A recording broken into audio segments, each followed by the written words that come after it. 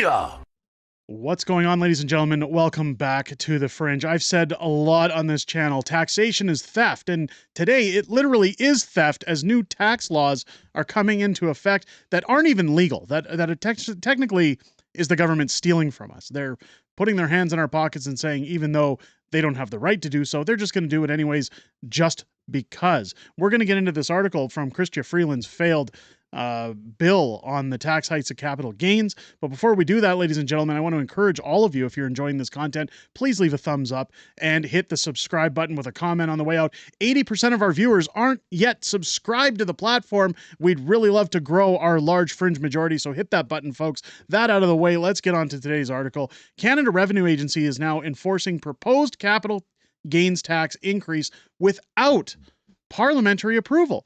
This article is coming from our good friends over at the Western Standard. I wanted to highlight this because they do a very good job of outlining what exactly is going on, because we all know that Justin Trudeau essentially has not prorogued Parliament, but essentially with the SDTC scandal and the fact that no bills can make their way through, this bill did not reach royal assent. Yet Canada Revenue Agency is saying, well, we're still going to put our hands in your pockets, take your money regardless, because that's the way our government agency behaves. Keep in mind, the Canada Revenue Agency was also busted not too long ago for allegedly scamming and lying their way out of multiple accounts taking CERB payments for their own during the pandemic. This is the behavior of a corrupt government.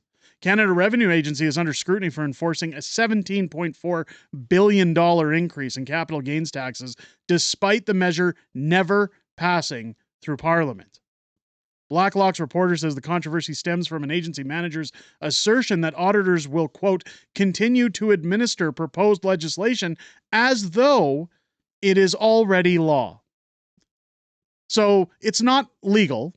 We can't take your money, but we're going to pretend we can, and we're just going to do it anyways.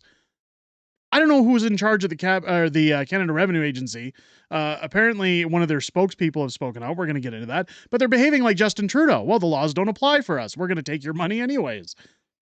We're looking into this, said CRA spokesperson Benoit Sabourin. When asked for clarification, we will keep you up to date. The proposed tax hike outlined in the April 16th federal budget would increase the taxable portion of capital gains from 50 to 66%. So they're going to take an additional 16% without royal assent, without law.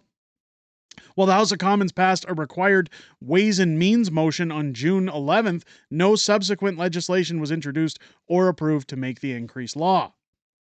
The change was intended to take effect on June 25th, but Parliament dissolved before any bill was tabled. Again, Parliament dissolved for the summer.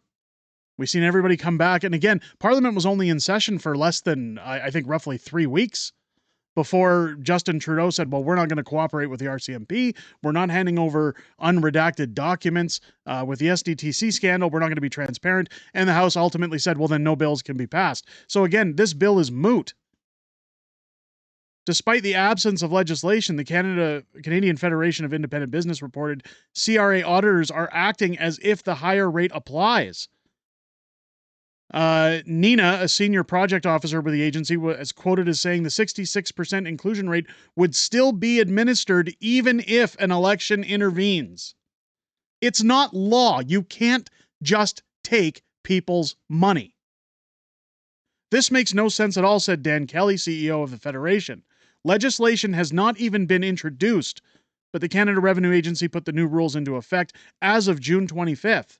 The agency is saying that even an election will not cause it to go back on the 50% inclusion rate. Get a lawyer. Sue the government. You can't just steal 16% of people's money because Justin Trudeau wants to behave like a playboy. Sorry. Kelly called for clarity, arguing that there needs to be a time limit for a government to put legislation in place to raise taxes. He urged the government to withdraw the proposal and allow political parties to debate the issue during the upcoming election campaign. Situation has raised concern about the CRA's authority to enforce tax measures without parliamentary approval. Again, if it isn't law, you shouldn't be allowed to steal people's money. This is where I've said taxation is theft. Parliament is supreme, said former Liberal MP Wayne Easter in 2021 debate on the tax enforcement. Parliament is above Cabinet. It is above the Department of Finance. We won't allow that to be undermined. The proposed tax rate increase was part of a broader plan to help address Canada's growing deficit. According to the December 16th fall economic statement, the federal deficit is already 21% over target, rising from $39.8 billion to $48.3. This is absolutely appalling. It's sad to see, and again, it falls back onto the backs of Canadians. We're talking about capital gains, and realistically, anytime somebody sells a secondary home or somebody passes away and they get money handed to them, whatever your capital gain may be, that is money that belongs to you, not the government. And the government has no business putting their hands in your pockets without proper legislation, without a bill decreeing this is law. The Canada Revenue Agency, of course, acting without bound here, believing they're superior to the Canadians. Again, I would encourage anybody being charged these capital gains taxes, simply don't file your taxes maybe this year until we have a definite clearing of what's going on. I know there's penalties for not submitting your taxes, but it surely can't be up to the grounds of 16% of your capital gains. I don't know what else to recommend at this point other than talking to a lawyer.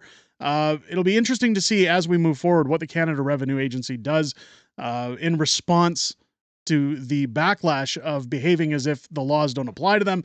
Let me know what you guys think down below in the comments. Question of the day, ladies and gentlemen, answer it down below. Should the Canada Revenue Agency allowed to go above Parliament? Are they allowed to legislate their own terms on what they take for tax dollars? Let me know your thoughts down below. If it's your first time here, I hope this video has earned your subscription.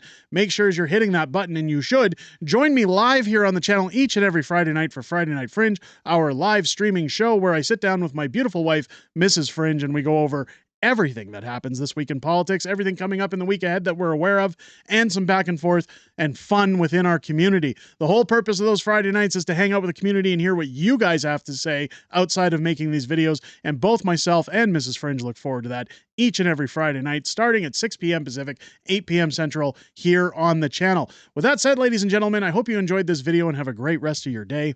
I'll catch you on the next one.